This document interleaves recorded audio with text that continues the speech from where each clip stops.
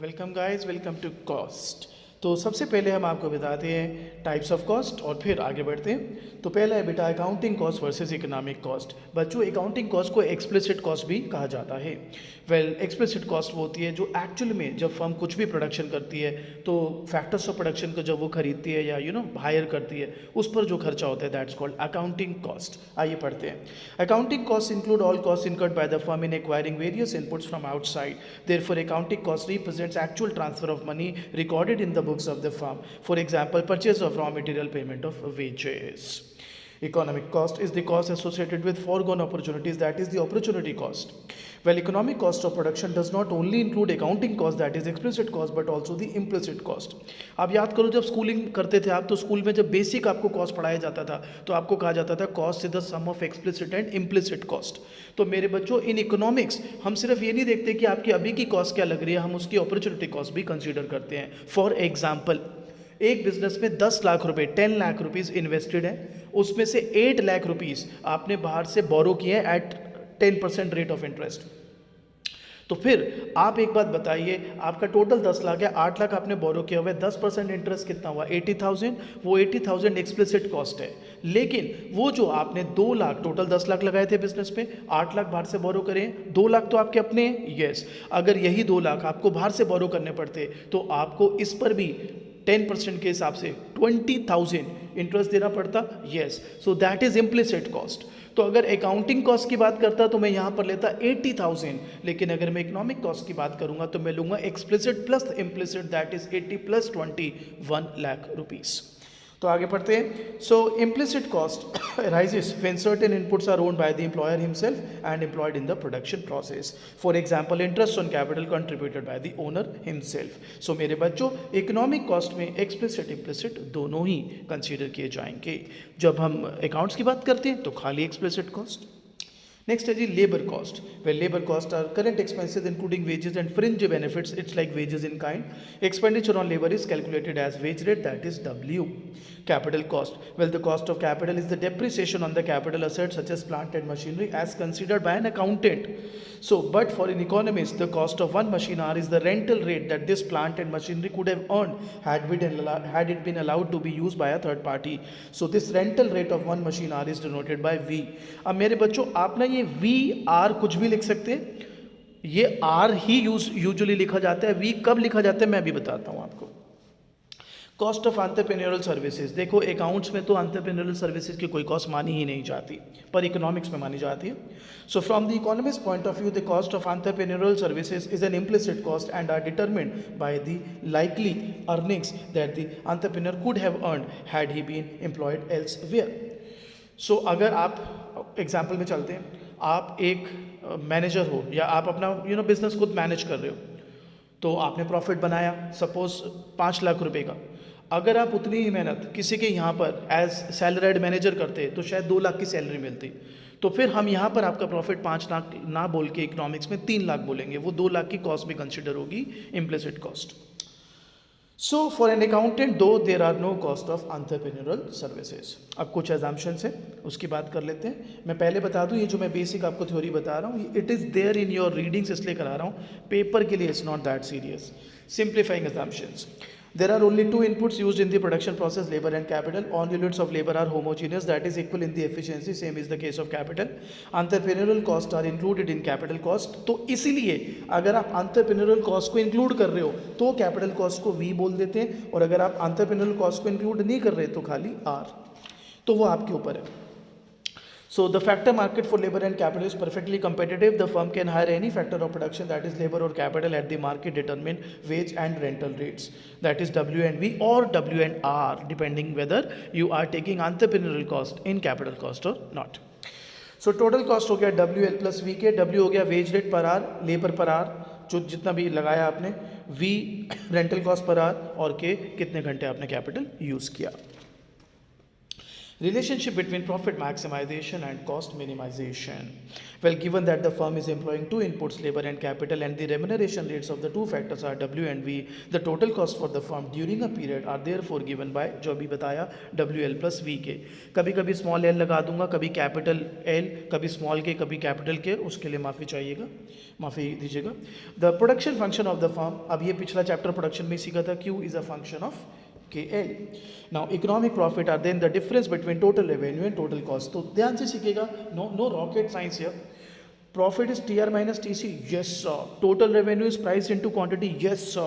Total cost is this, WL plus VK, yes sir. Now my bacha, Q is equal to FKL, just put that over here and you have this relation of, or the expression for profits. आगे बढ़ते हैं guys. It is further assume that the firm produces a particular level of output से Q nought. The producer will therefore choose that combination of factor which minimises the cost of production. It can be shown as follows. मेरे बच्चों ज़्यादा serious मत लेना. आपको मैंने जब consumer theory कराई थी चैप्टर 5 में कराया था ऑप्टिमल पॉइंट. देखो ऐसा ही दिखता था. हाँ सर ऐसा ही दिखता था. मेरे बच्चे ऑप्टिमल पॉइंट प्रोडक्शन में भी होता है, लेकिन प्रोडक्शन में दो तरीके से निकाला जाता है ऑप्टिमल पॉइंट. आपकी रीडिंग सिर्फ एक ही तरीका बताती है, पर मैं आपको डिसअपॉइंट नहीं करूँगा, मैं दोनों तरीके से कराऊँगा. हालांकि जो तरीका आपकी रीडिंग कराती है उस पर मैं ज़्यादा मेहनत करूँगा आपके लिए. सो आइए समझते हैं. The producer will therefore choose that combination of factor which minimises the total cost of production. ये हो गया आपका आइसो क्वांट. सपोज 100 यूनिट है इस पर. आइसो क्वांट मैंने पिछले प्रोडक्शन चैप्टर में बताया ही था. ये हो गई आपकी iso cost line. Consumer theory में होती है बजट लाइन, या होती है iso cost line. The producer is said to reach equilibrium, that is able to minimize its total cost of production when the given iso quant Q naught becomes tangential to the lowest possible iso cost line, or in other words where the slope of iso quant is equal to the slope of iso cost line. अरे मेरा बच्चा, consumer theory में जब तू optimal point निकालता था तो क्या कंडीशन होती थी? Sir IC is tangent to budget line. Okay, कुछ और उसको? Sir slope of IC is equal to slope of budget line. Okay, slope of IC क्या होता था? Sir MRS. Slope of budget line क्या होता था? Sir P1 by P2. तो यहां पर हो जाएगा इक्विलिब्रियम या ऑप्टिमल पॉइंट, जहां पर slope of isoquant which is MRTS और RTS is equal to slope of isocost line. Labour यहां ले रहा है उसका प्राइस हुआ W, कैपिटल यहां ले रहा है उसका प्राइस हुआ R या V, इसलिए this is your equilibrium condition. RTS slope of isoquant is equal to slope of isocost line W by V. RTS पिछले चैप्टर में बताया हुआ है MP of L upon MP of K is equal to W by V. Again W by V या W by R, your choice. अब कुछ मासूम बच्चे कहते हैं सर ये आपने तो कहा था लोएस्ट कॉस्ट पे जाए, तो आपने यहाँ से क्यों नहीं बनाया? आप लोएस्ट से भी बना सकते हो. अगर मैं बीच में से बना रहा हूँ तो शायद मेरा पॉइंट ऑफ व्यू ये है कि अगर मैं बहुत ही लो कॉस्ट पे बनाऊंगा तो क्वालिटी गिर जाएगी. तो आप यहाँ से भी बना सकते हैं, नॉट अ प्रॉब्लम. आइए अब मैं कुछ न्यूमेरिकल सिखाता हूँ आपको. एग्जाम्पल 1, बहुत सारे दिए मैंने आपको एग्जाम्पल, मज़ा आ जाएगा आपको.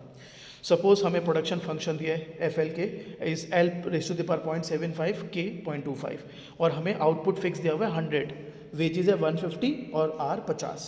तो हमें कहते हैं ऑप्टिमल मिक्स निकालो या कॉस्ट मिनिमाइजेशन आउटपुट लेवल बताओ. तो आपको तो पता ही ऑप्टिमलिटी की कंडीशन क्या भी बताया था ना, MRTS is equal to W by R और MP of L upon MP of K is equal to W by R, और MP of L upon W is equal to MP of K upon R. तो MP of L निकाला यहाँ से, MP of K निकाला यहाँ से, देख लो आराम से. अब कंडीशन लगाओ. MP of L upon MP of K जो पीछे सॉल्व किया, WR की वैल्यू दी हुई है, ये सॉल्व करा, K is equal to L आ गया. ठीक है भाई, ठीक है. अब छोटा सा फर्क पकड़ ले. वहां पर जब तू कंज्यूमर थ्योरी करता था और ये कंडीशन निकालता था तो बजट कंस्टेंट में जाता था. यहाँ बजट कंस्टेंट में ना जाके प्रोडक्शन फंक्शन में जाना है ताकि कैपिटल और लेबर की वैल्यू मिल जाए. सो प्रोडक्शन फंक्शन क्या था? सर ये K is equal to L है तुम्हारी कंडीशन, उसको सब्स्टिट्यूट करो, आ गया L और K. This is how you can actually solve a cost minimisation problem. इस क्वेश्चन में आपको क्या निकालने बोला था?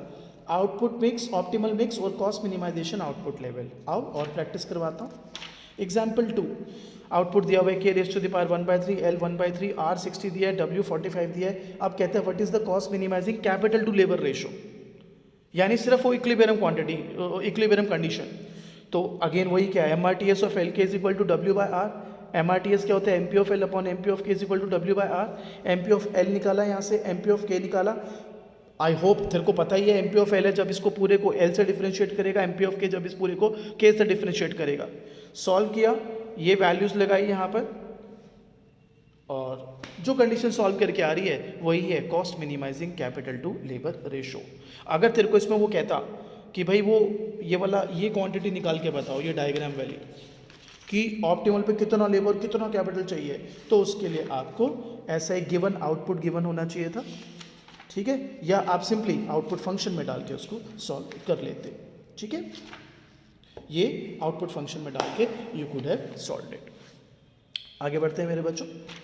एग्जाम्पल नंबर 3, प्रोडक्शन फंक्शन दिया L raise to the power 1/2, K raise to the power 1/2, K 25, W 100, V 500। अब हमें कहते हैं इससे शॉर्ट रन कॉस्ट निकालो, ठीक है, निकाल लेते हैं जी, नो प्रॉब्लम। मेरे बच्चों जब तुम स्कूल में पढ़ते थे ना कॉस्ट, तो 7 टाइप की शॉर्ट रन कॉस्ट कराते थे आपके respective teachers. Total cost, total fix cost, total variable cost 3 हो गई, AFC AVC AC 6 हो गई, MC 7 हो गई। तो वो 7 निकाल के बताता हूँ। ये दिया हुआ है प्रोडक्शन फंक्शन, दिया हुआ है K की वैल्यू फिक्स दी हुई है। सर K की वैल्यू फिक्स क्यों है भैया? शॉर्ट रन में याद कर, एक फैक्टर फिक्स एक फैक्टर वेरिएबल। तो ये तूने सॉल्व कर लिया, L ये एक वैल्यू आ गई, ठीक है, K की वैल्यू डाल दी इस फंक्शन में, उसको सिंप्लीफाई कर दिया। अब टोटल कॉस्ट निकालना है। हाँ सर, टोटल कॉस्ट क्या थी? RK प्लस WL या WL प्लस RK, ठीक है, हाँ जी सर। K फिक्स वैल्यू है, उसकी वैल्यू भी, उसका रेट भी दिया हुआ है 500, ये निकाल लिया हमने। ये ध्यान लगाना 100 क्या है? W, और लेबर की क्वांटिटी ये, इसको सॉल्व करा, ये आ गया TC। तो आप इसको ऐसे भी लिख सकते हो, TFC plus TVC 12500 plus 4Q²। तो टोटल फिक्स कॉस्ट यहीं से आ गई 12500, वेरिएबल कॉस्ट ये वाला हिस्सा, AC TC बाई Q, उसको सिंप्लीफाई कर दिया, ठीक है। थोड़ा स्पीड से रख रहा हूँ क्योंकि मैंने बहुत ज़्यादा कम उसमें कवर कर देना है ना आपके लिए। AVC TVC बाई Q, काका जी ये TVC था, TVC by Q। AFC TFC by Q, काका जी ये TFC था, किधर गया ये रहा।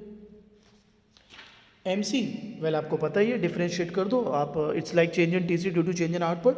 ये आपका TC था, हाँ सर ये था, तो भाई डिफरेंशिएट कर ले Q से, will be left with 8Q, ठीक है।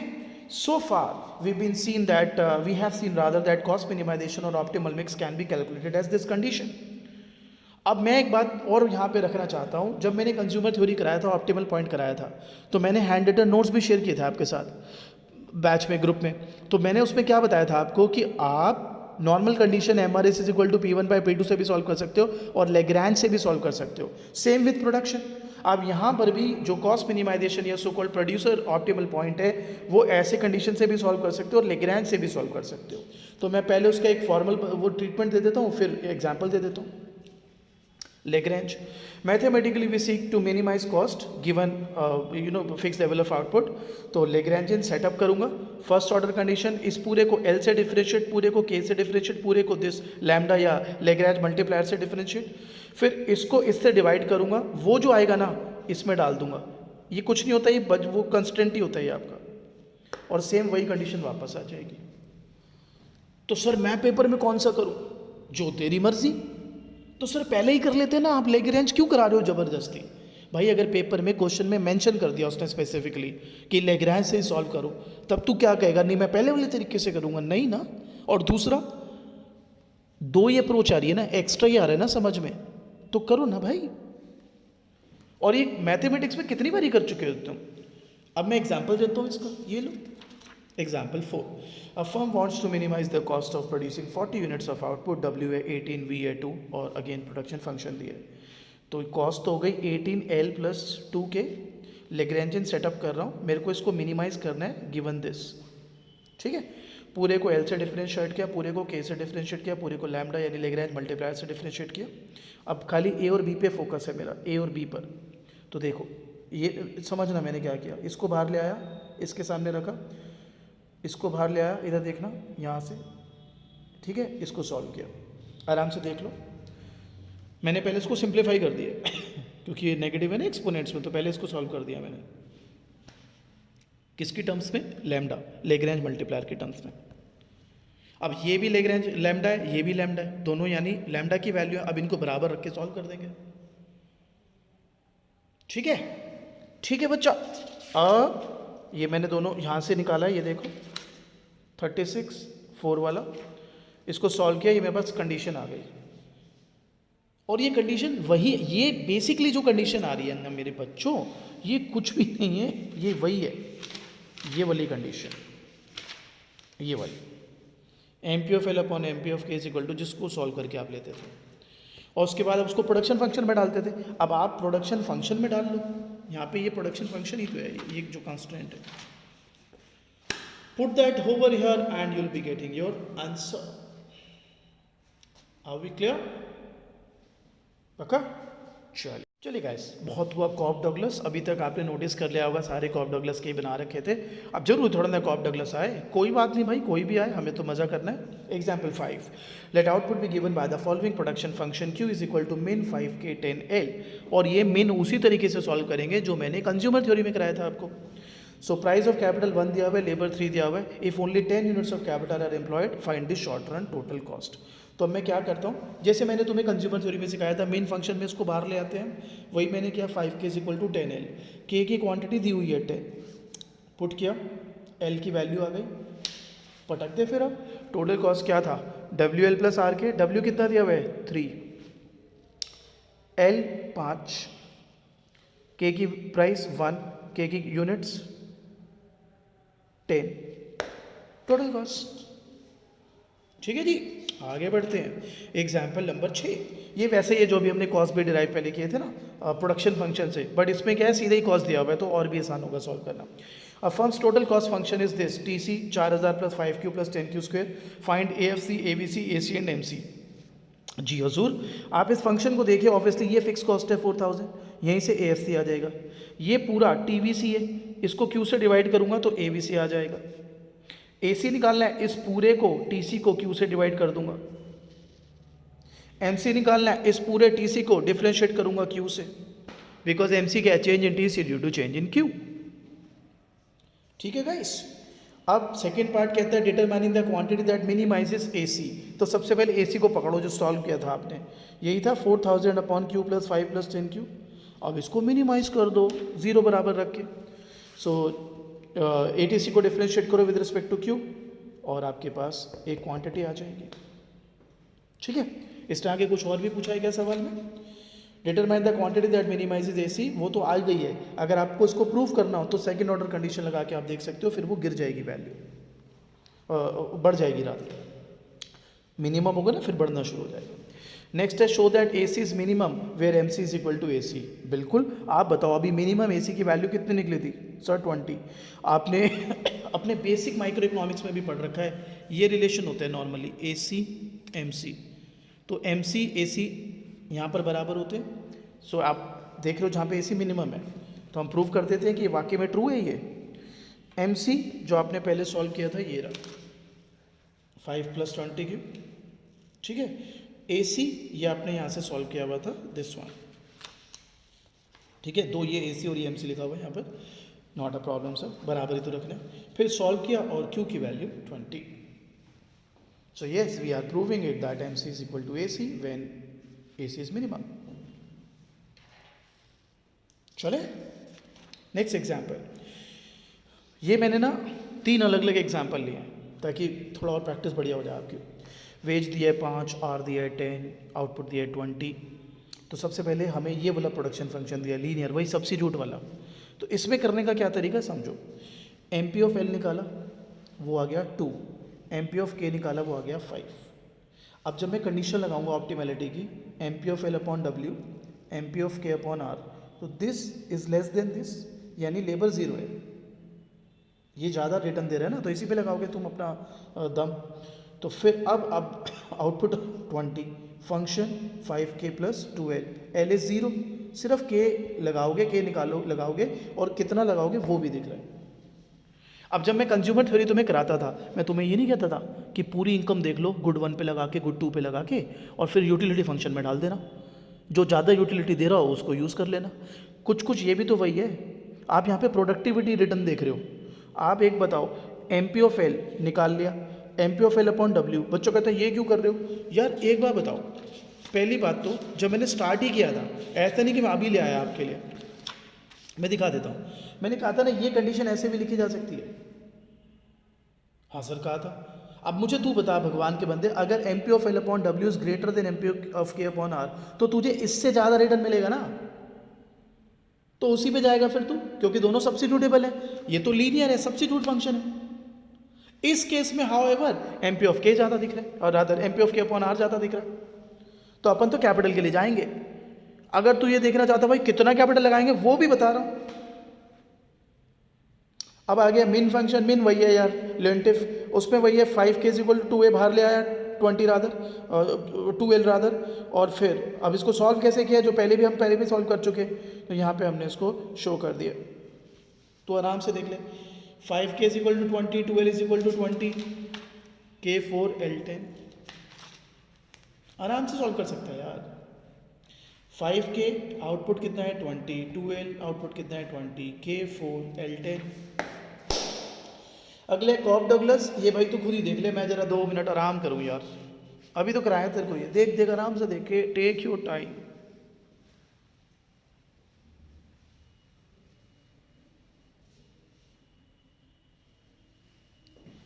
इतने एग्जाम्पल करा रहा हूँ मैं तेरे को जितने तेरी किताब में भी नहीं है भाई। तो ये था अब तक सारा कॉस्ट मिनिमाइजेशन का खेल, सो कॉल्ड प्रोड्यूसर इक्विलिब्रियम।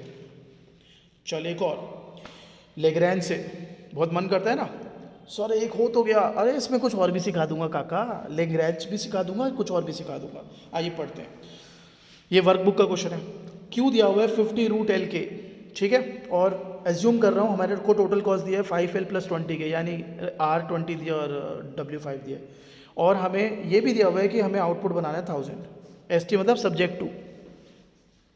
लगाओ लेग्रैंज भैया, इसको मिनिमाइज करना है गिवन दिस, अगेन वही L से डिफ्रेंशिएट करूंगा, K से डिफ्रेंशिएट करूंगा, लैम्डा लेग्रैंज मल्टीप्लाई से डिफ्रेंशिएट करूंगा, इसको वही सॉल्व करूंगा जैसे मैंने पिछले क्वेश्चन में किया था।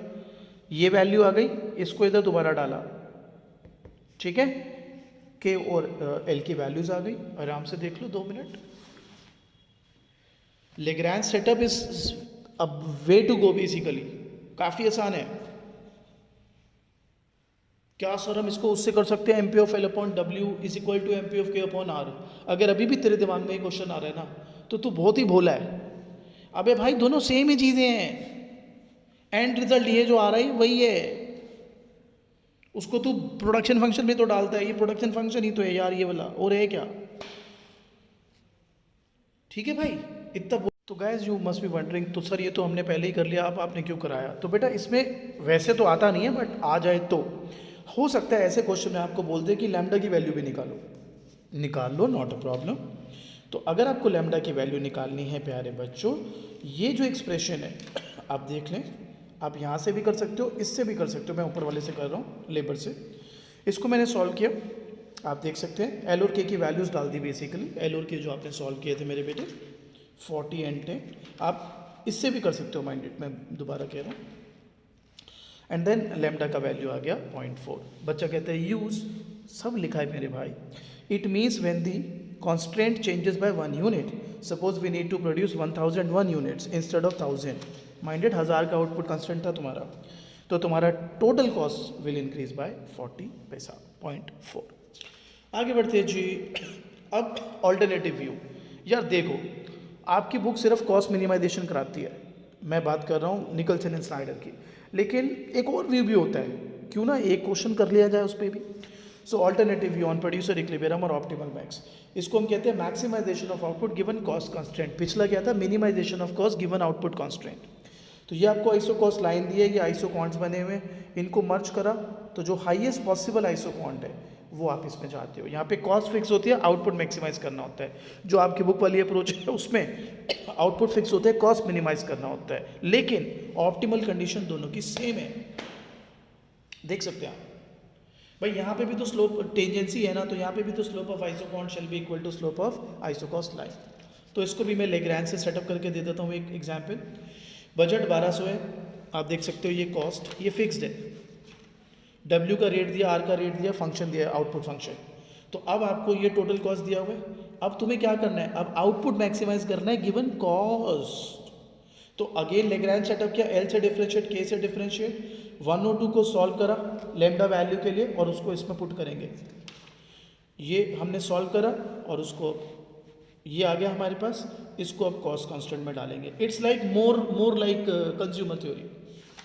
देख लीजिए एक बारी, हमें क्वेश्चन गिवन था, हमने लेग्रेंजन सेटअप किया, एल से डिफरेंशिएट, के से डिफरेंशिएट, फिर फर्स्ट 2 को सॉल्व किया दिस वैल्यू के लिए, फिर ये जो वैल्यू है उसको इस कांस्टेंट में डालेंगे, उसको सॉल्व करके you will be getting a particular ratio, this ratio you will B inserting in the cost. और उस वाले में क्या करते थे, प्रोडक्शन फंक्शन में डालते थे, आउटपुट गिवन होता था। यहाँ पे कॉस्ट वैल्यू गिवन है, टोटल कॉस्ट फंक्शन में डालेंगे। ठीक है गाइस, तो ये वाला क्वेश्चन भी अगर पेपर में आए तो you should be acing like it a boss. ठीक है, you should be acing it like a boss. आगे बढ़ते हैं जी, next topic, firm's expansion path. Well, the expansion path is the locus of successive producer equilibrium points when output is changed keeping the factor prices constant। सो आप देख सकते हो ये कि एक लिबेरम है, कि एक लिबेरम है, आप देख सकते हो यहाँ पे लेबर कैपिटल इतना लगा, यहाँ पे लेबर कैपिटल इतना लगा, यानी बेसिकली आपकी इक्विलिब्रियम कंडीशन ही है at different level of output. So for Q1, E1 is the optimal point, this is shown by isocost line AB where TC is obviously WL plus V K, इसको C1 बोल दिया, इसको बोल दिया C1, ये हो जाएगी C2। becomes tangent to isocont Q1 at E1 for output level Q2, isocost line CD becomes tangent to isocont Q2 at E2, AB is parallel to CD because the slope of isocost line remains unchanged। obviously parallel है तो slope तो same होंगे ना, इनको join किया, ये आगे expansion path।